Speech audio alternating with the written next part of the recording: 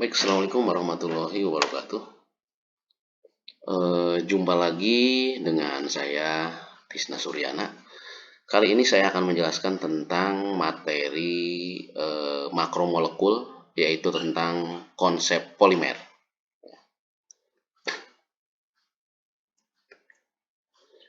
Baik, seperti biasa, bahwa polimer merupakan molekul raksasa yang banyak digunakan baik untuk kepentingan industri ataupun untuk kepentingan kehidupan sehari-hari. Sebelum kita memulai belajar, marilah kita berdoa terlebih dahulu. Berdoa dimulai. Robbi jidni ilma, warjukni fahman, waj'alni minas solihin. Artinya, ya Allah, tambahkanlah aku ilmu, berilah aku karunia agar dapat memahaminya, dan jadikanlah aku termasuk orang-orang yang soleh. Amin ya robbal alamin. Sebelum menonton, jangan lupa untuk like, comment, share, and subscribe ya, agar channel ini bisa berkembang dan kalian bisa mengambil manfaat dari apa yang saya jelaskan ini. Ayo tetap melakukan 3M setiap hari selama masa pandemi, baik menjaga jarak, mencuci tangan, ataupun memakai masker. Kompetensi dasar yang akan dikaji pada pembelajaran kali ini yaitu KD 3.7, menganalisis struktur, tata nama, sifat, dan penggolongan makromolekul atau molekul-molekul raksasa. Ya. Dilanjut. Adapun tujuan pembelajarannya adalah siswa dapat menganalisis struktur dari polimer dan jenis-jenis polimer. Yang pertama, kita berangkat dari definisi dulu, dari pengertian dulu bahwa apa sih polimer? Polimer adalah senyawa yang besar dan terbentuk dari hasil penggabungan sejumlah unit molekul yang kecil atau biasa disebut dengan monomer. Atau polimer disebut juga sebagai senyawa makromolekul, yaitu molekul raksasa dengan rantai yang sangat panjang yang terbentuk dari gabungan molekul-molekul sederhana. Ya, tentunya dia akan menjadi polimer apabila gabungan dibentuk dari gabungan-gabungan monomer. Logikanya seperti itu. Ya. Sebetulnya polimer sendiri berasal dari kata poli dan mer. Poli artinya banyak, sedangkan mer bagian terkecil yang berulang. Jadi, polimer adalah molekul-molekul besar atau makromolekul yang merupakan gabungan dari molekul-molekul kecil yang berulang. Atau molekul-molekul kecil yang bergabung satu dengan yang lainnya disebut monomer. Contoh polimer itu misalnya selulosa, polietilen, dan lain-lain, masih banyak lagi ya. Baik, kita mulai dari penggolongan, dari pengklasifikasian terlebih dahulu bahwa polimer dibagi menjadi beberapa bagian. Di sini dibagi menjadi 6 bagian. Ya, terutama diklasifikasikan bahwa yang pertama polimer diklasifikasikan berdasarkan sumber. Yang kedua, polimer diklasifikasikan berdasarkan bentuk susunan rantainya. Yang ketiga, berdasarkan reaksi polimerisasi. Yang keempat, berdasarkan jenis monomer penyusunnya. Yang kelima, berdasarkan sifat termal. Dan yang keenam, berdasarkan aplikasinya.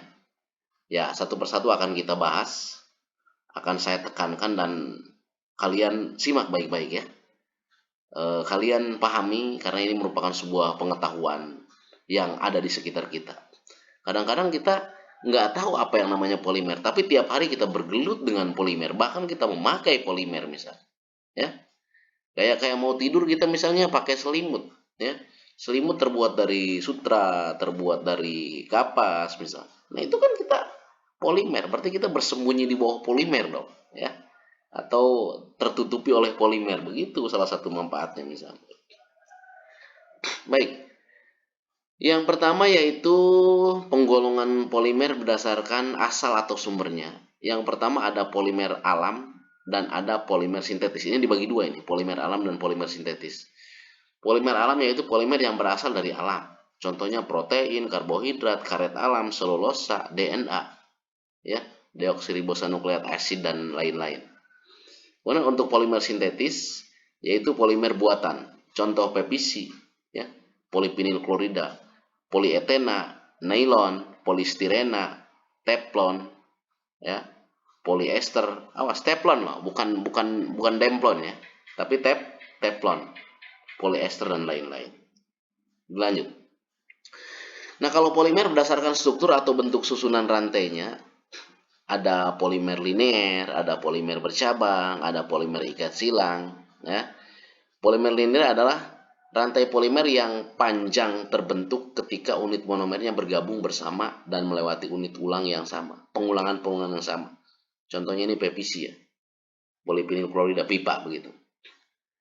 Kemudian polimer bercabang adalah polimer linear yang memiliki cabang pada rantai utamanya yang lurus. Ini biasanya yang bahan-bahan plastik yang untuk kantong kresek atau untuk kantong plastik. Ada lagi yaitu polimer ikat silang, disebut juga polimer jaringan 3 dimensi. Polimer ini merupakan jenis polimer linear yang rantainya lurus dihubungkan bersama dengan membentuk jaringan 3 dimensi dan adanya silang pada rantai. Kemudian untuk polimer berdasarkan reaksi polimerisasi, ya. Jadi reaksi polimer itu disebut dengan polimerisasi. Yang pertama ada polimer dari reaksi adisi, yaitu polimer yang terbentuk dari reaksi polimerisasi adisi. Artinya apa ini? Penggabungan molekul-molekul yang berikatan rangkap membentuk rantai molekul yang panjang atau polimer. Contohnya polimer seperti polietena, ya. Tentunya ini berasal dari etena, alkana-alkana yang memiliki ikatan rangkap 2. Kemudian polimer dari reaksi kondensasi yaitu polimer yang terbentuk dari reaksi kondensasi yang melibatkan gugus fungsi biasanya di sini. Contohnya adalah pembentukan nilon dari asam adipat dan heksametillendiamid, ya. Begitu. Baik, klasifikasi berikutnya adalah polimer berdasarkan jenis polimer. Ada homopolimer, ada copolimer. Homopolimer adalah polimer yang tersusun dari monomer-monomer yang sama atau sejenis.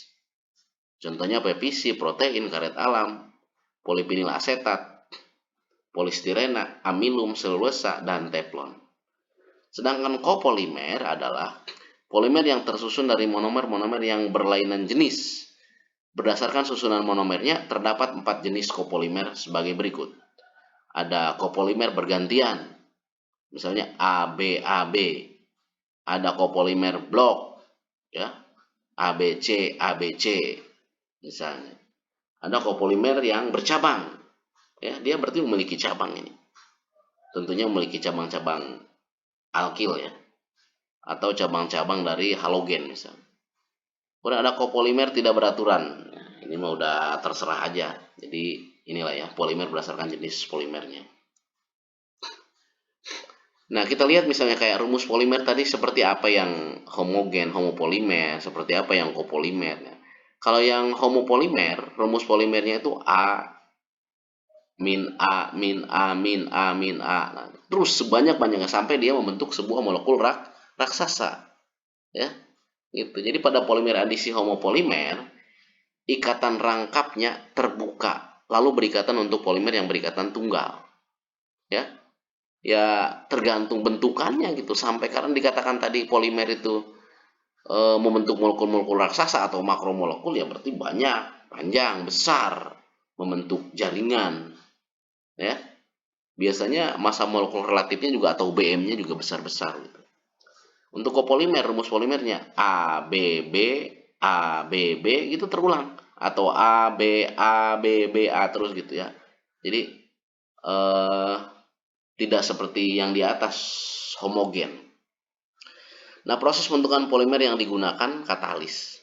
Struktur molekul yang terbentuk akan beraturan pengulangannya biasanya. A, B, A, B, A, B, atau A, B, B, A, B, B, A. Begitu terulang terus ya. Mudah-mudahan bisa dipahami. Ada pertanyaan? Silahkan di WA saja, di inbox saja kalau ada pertanyaan. Lanjut. Polimer berdasarkan sifat thermal. Nah, macam-macam polimer menurut sifat terhadap panas. Ada polimer termoplas. Merupakan polimer tidak tahan terhadap pemanasan, mudah meleleh jika dipanaskan, dan dapat direcycle atau bisa didaur ulang. Contohnya polietilen, PVC, polipropilen, dan polistirena. Kemudian untuk polimer termoset atau polimer termosetting, lawan dari polimer termoplastik. Polimer termosetting sifatnya tahan terhadap pemanasan, tidak melunak jika dipanaskan, dan tidak dapat didaur ulang.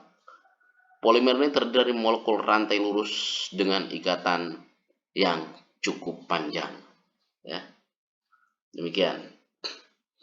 Berikutnya polimer aplikasi. Kalau untuk polimer aplikasi ini ada polimer komersial, ya, commodity polymers, ada polimer teknik, engineering polimer, ya. Kemudian ada satu lagi polimer fungsional, fungsional polimer. Ya, ini aplikasi sudah pada tahap penerapan di industri begitu artinya ini. Ya, baik lanjut. Berikutnya adalah kita akan mempelajari tentang sifat-sifat polimer atau karakteristik polimer, di mana sifat polimer itu ada sifat thermal atau thermal, kaitannya dengan panas ini, ya, termoplastik, ya, atau termoset. Apakah dia akan melunak jika dipanaskan atau dia akan mengeras jika dipanaskan? Ya, beberapa contohnya di sini ada plastik untuk kantong botol plastik, kemudian ada contoh melamin yang biasa digunakan untuk peralatan-peralatan dapur. Kemudian juga sifat kelenturan, ya. Nah, kalau polimer alam, bagaimana dia? Ya, biasanya kehilangan kekenyalan. Nah, untuk polimer sintetis mudah dicetak sesuai keinginan. Berikutnya bagaimana ketahanan terhadap mikroorganisme? Ya, apakah lebih tahan terhadap mikroorganisme atau dia tidak tahan terhadap mikroorganisme? Ya, mudah pecah, mudah meleleh, mudah rusak, ya, mudah terurai dan lain sebagainya begitu. Ya. Kemudian sifat lainnya toksisitas, daya tahan terhadap air, minyak ataupun panas, daya tembus udara atau oksigen, kelenturan, transparan. Karena kalau kita lihat ya kadang-kadang yang namanya bahan plastik pun ya kayak model Tupperware begitu, itu lain penyusunnya begitu ya. Dia agak kuat terhadap panas, tidak mudah apa ya terserap begitu kalau kita lihat, ya, tidak berbau plastik. Ya. Bahkan plastik-plastik yang bioplastik ya, yang mudah terurai itu kadang-kadang juga bisa menghantarkan arus listrik. Jangan dicoba ada bahan plastik yang katanya sifatnya isolator, tapi dia bisa menjadi konduktor karena tersusun dari senyawa-senyawa bio, ya, yang itu memungkinkan untuk terjadinya atau bisa mengantarkan daya hantar listrik. Hati-hati dengan beberapa sifat plastik. Ya. Kemudian tentang manfaat polimer. Oh, manfaat polimer sangat banyak sekali, baik dalam industri, dalam perdagangan, kemudian juga dalam rumah tangga saja, dalam kehidupan sehari-hari ini sangat banyak sekali ya. Misalnya ada karet alam. Kita tahu bahwa karet alam itu juga banyak digunakan untuk membuat ban mobil, ya.